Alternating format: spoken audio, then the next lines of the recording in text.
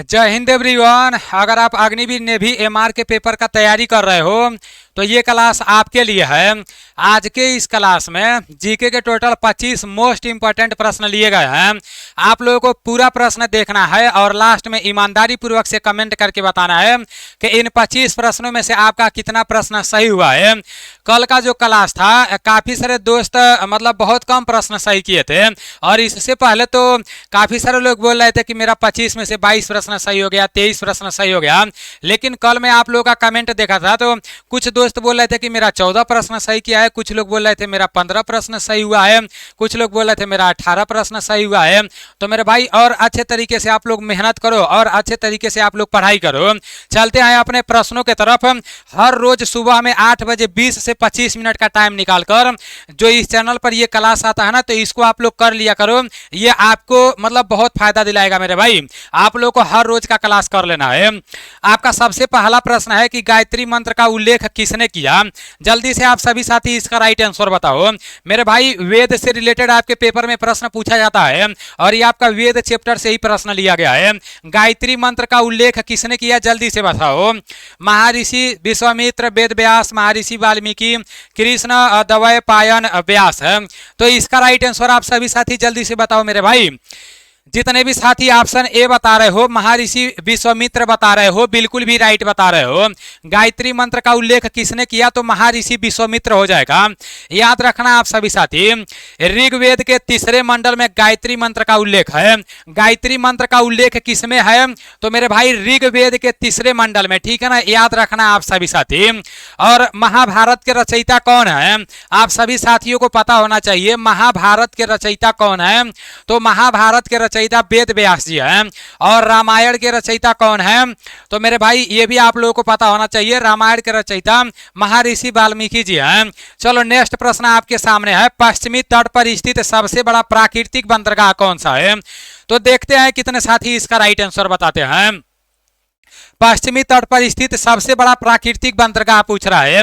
बंदरगाह से रिलेटेड आपके पेपर में 100% एक प्रश्न पूछा जाएगा। तो पूरा बंदरगाह मैं आप लोगों को याद करा दूंगा पेपर देने जाने से पहले, ठीक है ना। बस रेगुलर आप लोग क्लास में बने रहना। पश्चिमी तट पर स्थित सबसे बड़ा प्राकृतिक बंदरगाह कौन सा है। नहावा सेवा बंदरगाह, मोरमुगांव बंदरगाह, मुंबई बंदरगाह और कांडला बंदरगाह। सबसे बड़ा बंदरगाह बोला है ना, और कहाँ बोला है, पश्चिमी तट पर बोला है। तो मेरे भाई मुंबई बंदरगाह हो जाएगा। पश्चिमी तट पर टोटल 6 बंदरगाह हैं, बड़े बंदरगाह, और पूर्वी तट पर भी टोटल 6 बड़े बंदरगाह हैं, ठीक है ना। और एक बंदरगाह अंडमान निकोबार है, ठीक है ना, उधर आपका है। तो मेरे भाई आप लोगों को पता होना चाहिए कि पश्चिमी तट पर जो 6 बड़े बंदरगाह हैं, तो उसमें से सबसे बड़ा बंदरगाह आपका मुंबई बंदरगाह है। याद रखना आप सभी साथी, ठीक है ना। और मुंबई बंदरगाह कहाँ पर है, तो ये महाराष्ट्र में है। और महाराष्ट्र में आप लोगों का नहावा सेवा बंदरगाह भी है, ये भी आप लोगों को पता होना चाहिए। पूछ देगा कि नहावा सेवा बंदरगाह कहाँ पर है, तो ये आपका महाराष्ट्र में है, ठीक है ना। और गोवा में कौन सा बंदरगाह है मेरे भाई, गोवा में कौन सा बड़ा बंदरगाह है, तो मोरमुगांव बंदरगाह है। पेपर में पूछ देगा कि मोरमुगांव बंदरगाह कहाँ पर है, तो ये गोवा में है। और गुजरात में कौन सा बंदरगाह है, मैं आप लोगों को पहले दिन ही बताया था कि गुजरात में आप लोगों का कांडला बंदरगाह है। याद रखना आप सभी साथी। नेक्स्ट प्रश्न है कि निम्नलिखित में से चोलामू झील भारत के किस राज्य में स्थित है। मेरे भाई झील से रिलेटेड आपके नेवी के पेपर में एक प्रश्न पूछेगा। जो आपके जीके के 25 प्रश्न पूछे जाएंगे ना, तो 10 से 12 प्रश्न ऐसे रहेंगे जो आपके झील से रहेंगे, नदी से रहेंगे, आपके पर्वत से रहेंगे, आपके बंदरगाह से रहेंगे। तो इन सबसे 10 से 12 प्रश्न पूछे जाएंगे। और नेवी में सिर्फ एक ही प्रश्न से, एक ही नंबर से मेरे भाई पास फेल होता है, ठीक है ना। एक ही नंबर से सिलेक्शन होता है। चलो इसका राइट आंसर बता दो। निम्न में से चोलामू झील भारत के किस राज्य में स्थित है। सिक्किम, आंध्र प्रदेश, केरल और मणिपुर। तो इसका राइट आंसर जल्दी से बताओ मेरे भाई। जितने भी साथी सिक्किम बता रहे हो, बिल्कुल भी राइट बता रहे हो। जो चोलामू झील है ये कहाँ पर है, सिक्किम में है। पेपर में पूछ देगा कि भारत का सबसे ऊंचा झील कौन सा है, तो ये आप लोगों का चोलामू झील हो जाएगा। भारत का सबसे ऊंचा झील कौन सा हो जाएगा, तो मेरे भाई ये आप लोगों का चोलामू झील हो जाएगा, याद रखना। ये कहाँ पर स्थित है? तो ये सिक्किम में स्थित है। आप सभी साथियों को पता होना चाहिए, ठीक है ना। और पूछ देगा कि भारत की सबसे लंबी झील कौन सा हो जाएगा? तो वो वेम्बनाड झील हो जाएगा, ठीक है ना। कौन सा झील हो जाएगा? वेम्बनाड झील हो जाएगा। यहाँ पर इसको भी आप लोग लिख लेना, ठीक है ना। वेम्बनाड झील आपका हो जाएगा, ये भारत का सबसे लंबी झील हो जाएगा, ठीक है ना। सबसे लंबी झील कौन सा हो जाएगा? तो ये आप लोगों का वेम्बनाड झील हो जाएगा, जो आप लोगों का कहां पर स्थित है? तो ये आपका केरल में स्थित है, याद रखना आप सभी साथी, ठीक है ना। ये कहां पर स्थित है? तो केरल में स्थित है। चलो नेक्स्ट प्रश्न की तरफ चलते हैं। आपका नेक्स्ट है कि निम्नलिखित में से कौन सा शब्द बैडमिंटन खेल से संबंधित है? तो इसका राइट आंसर जल्दी से आप सभी साथी बता दो। जितने भी साथी ऑप्शन सी बता रहे हो, ड्रॉप बता रहे हो, बिल्कुल भी राइट बता रहे हो। गिनती करते जाना, 25 प्रश्न में से आपका कितना प्रश्न सही हो रहा है। निम्नलिखित में से रबी की फसल कौन सी है? मेरे भाई रबी की फसल, जायद की फसल, खरीफ की फसल, ये सब कुछ आप लोगों को बहुत अच्छे से पता होना चाहिए। तो रबी की फसल आपका गेहूं है, ठीक है ना। और गेहूं के साथ अगर जौ दे देगा तो ये भी आपका रबी का फसल हो जाएगा। और गेहूं में आपका सरसों भी बोया जाता है। अगर आप लोगों का सरसों भी दे देगा ना तो ये भी आपका कौन सा फसल हो जाएगा? ये भी आपका जैसे रबी का फसल हो जाएगा। उसके बाद से अगर मटर भी दे देगा तो ये भी आपका क्या हो जाएगा? ये भी आप लोगों का रबी का फसल हो जाएगा। तो ये सब आप लोग याद रखना। अगर आपका चना दे देगा तो ये भी क्या हो जाएगा? ये भी आपका रबी का फसल हो जाएगा। तो ये सब कुछ आप लोग याद रखना, ठीक है ना। बहुत अच्छे तरीके से आप लोगों को ये सब पता होना चाहिए। और आपका चावल खरीफ का फसल हो जाएगा। जब चावल दे देगा तो क्या हो जाएगा मेरे भाई? ये आपका खरीफ का फसल हो जाएगा, याद रखना आप सभी साथी, ठीक है ना। पेपर में बार बार ये सब प्रश्न पूछा जाता है। नेक्स्ट है कि पाल साम्राज्य का संस्थापक कौन था? जल्दी से इसका राइट आंसर बताओ। पाल साम्राज्य का संस्थापक गोपाल था। जितने भी साथी ऑप्शन डी बता रहे हो, बिल्कुल भी राइट बता रहे हो। और देखो जितने लोगों को नेवी एमआर के लिए एकदम जीरो लेवल से जीके के क्लास को करना है, बंदरगाह को अच्छे से पढ़ना है, झील को अच्छे से पढ़ना है, नदी को अच्छे से पढ़ना है और मैथ को एकदम जीरो लेवल से पढ़ना है, तो उन लोगों को क्या करना है? प्ले स्टोर से एनडीसी क्लास एप्लीकेशन को डाउनलोड कर लेना है। इस एप्लीकेशन का लिंक मैं डिस्क्रिप्शन में भी दे दूंगा, फर्स्ट कमेंट में भी दे दूंगा। एप्लीकेशन को डाउनलोड करके इसमें अपना आईडी पासवर्ड बना लेना है। फिर पेड कोर्स में जाके और सिर्फ ये 149 रुपए में ये मार्कोस 2.0 बैच ले लेना है, क्योंकि इस बैच से आप लोगों का नेवी एमआर का तैयारी बहुत अच्छे से होगा। इसमें अभी आप लोगों का लाइव क्लास चलता है, ठीक है ना। और काफी सारा क्लास कराया जा चुका है, तो वो रिकॉर्डेड क्लास आपको देखने को मिल जाएगा। आपका भूगोल में जितना भी चैप्टर है ना वो पूरा कंप्लीट हो गया है, तो वो पूरा रिकॉर्डेड क्लास देखने को मिल जाएगा। काफी सारे दोस्त एनडीसी क्लास एप्लीकेशन से ये मार्कोस 2.0 बैच लेकर अपना नेवी एमआर के पेपर का तैयारी अच्छे से कर रहे हैं, तो आप भी यहां से अपना तैयारी कर सकते हो। इसका प्राइस भी ज्यादा नहीं है, सिर्फ 149 रुपया है, ठीक है ना। तो आप लोग देख लेना, यहां से आप लोग फ्री में आर्मी का मॉक टेस्ट भी लगा सकते हो, प्रीवियस ईयर के प्रश्न भी फ्री में देख सकते हो, तो आप लोग देख लेना। चलो नेक्स्ट प्रश्न आपका है कि भारत का सबसे छोटा जलप्रपात कौन सा है? जलप्रपात भी एप्लीकेशन में कराया जा चुका है, ठीक है ना। रिकॉर्डेड क्लास पढ़ा होगा, तो पूरा जलप्रपात अच्छे से पढ़ा दिया हूं। भारत में जितना भी जलप्रपात है, जिस भी राज्य में जो भी जलप्रपात है, सब अच्छे से कराया जा चुका है। बता दो भारत का सबसे छोटा जलप्रपात कौन सा है? मेरे भाई आप सभी साथियों को पता होना चाहिए कि भारत का सबसे छोटा जलप्रपात कौन सा है। जितने भी साथी हुंडरू जलप्रपात बता रहे हैं, बिल्कुल भी राइट बता रहे हैं। भारत का सबसे छोटा जलप्रपात कौन सा है? तो ये आपका हुंडरू जलप्रपात है। अगर पूछ देगा कि मेरे भाई भारत का सबसे ऊंचा जलप्रपात कौन सा है, तो ये आपका कुंचिकल जलप्रपात हो जाएगा। सबसे ऊंचा जलप्रपात कौन सा है? तो ये आपका कुंचिकल जलप्रपात हो जाएगा। चलो आपका नेक्स्ट प्रश्न है कि नागिन झील किस राज्य में स्थित है? बहुत अच्छे से मैं झील वाले चैप्टर में बताया हूं। जब भी ऐसा प्रश्न आएगा तो आप लोगों को गलती बिल्कुल भी नहीं करना है मेरे भाई। अगर भीमताल झील पूछ देगा तो वो आपका उत्तराखंड में हो जाएगा। और भीमताल के साथ साथ मेरे भाई भीमताल के साथ साथ आपका नैनीताल भी आ जाएगा उत्तराखंड में, ठीक है ना। आपका नैनीताल भी उत्तराखंड में आ जाएगा। उसके बाद से राकस ताल भी आपका कहां पर आ जाएगा? राकस ताल भी उत्तराखंड में आएगा। मेरे भाई ताल ताल से जितना भी झील आएगा तो वो आप लोग का कहां पर आएगा? उत्तराखंड में। बस आपको रामगढ़ ताल को छोड़ देना है और सूरज और चंद्र ताल को छोड़ देना है, ठीक है ना। सूरज और चंद्र ताल को छोड़ देना है, क्योंकि सूरज भगवान और चंदा भगवान कहां पर है? हिमाचल प्रदेश प्रदेश में, और रामगढ़ ताल कहाँ पर है? ये आप लोग का यहाँ गोरखपुर में है, उत्तर प्रदेश में है। बाकी ताल जहां भी आएगा तो वो आपका कहाँ का हो जाएगा? उत्तराखंड का मतलब झील हो जाएगा। उड़ीसा में चिल्का झील है, आप सभी साथियों को पता होगा। और ये जो चिल्का झील है ये भारत का सबसे बड़ा खारे पानी का झील है, चिल्का झील उड़ीसा में है। और यहाँ पर नागिन झील पूछ रहा है तो ये आपका जम्मू कश्मीर में हो जाएगा।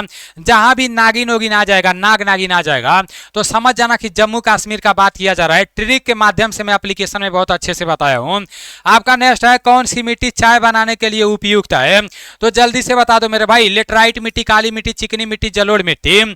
तो मेरे भाई सबसे अधिक उपजाऊ मिट्टी में बार बार बोलते रहता हूं क्योंकि ये प्रश्न पूछा जाएगा। सबसे अधिक ये पूछा गया है ना मेरे भाई, कई बार पूछा गया है।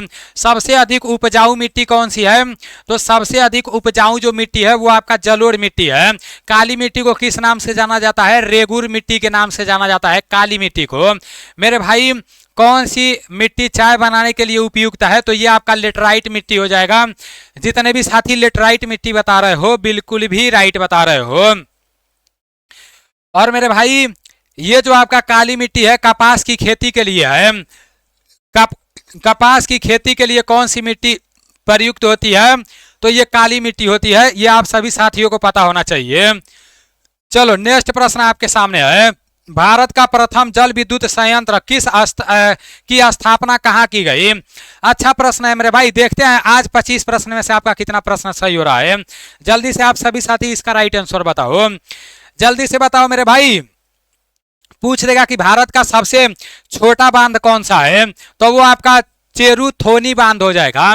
भारत का सबसे छोटा बांध पूछ देगा तो क्या हो जाएगा? भारत का सबसे छोटा बांध पूछ देगा तो, ठीक है ना, याद रखना आप सभी साथी।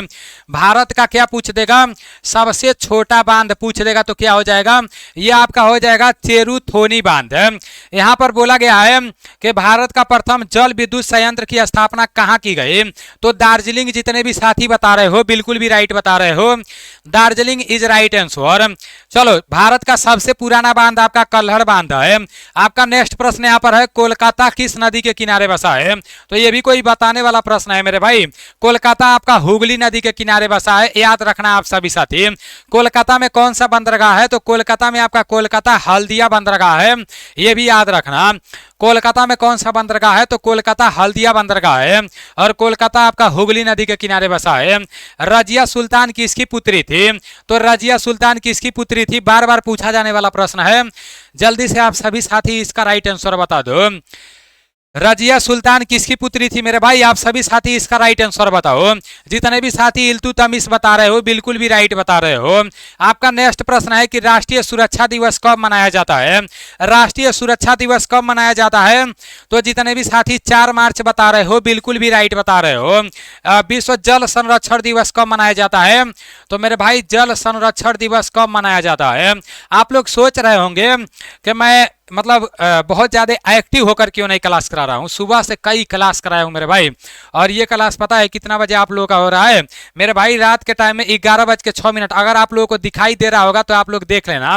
पता नहीं वहाँ से दिखाई दे रहा है कि नहीं, अगर दिखाई दे रहा होगा तो देख लेना। 11:06 पर ये क्लास हो रहा है, ठीक है ना। चलो मैं सोचता हूँ कि हर रोज आप लोगों का रिवीजन हो जाए। जो लोग मेहनत से इस मतलब जुड़े होंगे, जो मेहनत कर रहे होंगे ना, तो मेरे भाई उनका तैयारी बहुत अच्छे से हो रहा होगा। राष्ट्रीय सुरक्षा दिवस कब मनाया जाता है? 4 मार्च को। शहीद दिवस के रूप में 30 जनवरी को मनाया जाता है, ठीक है ना।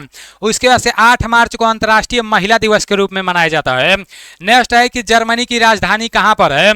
तो जल्दी से आप सभी साथी बता दो कि जर्मनी की राजधानी कहाँ पर है।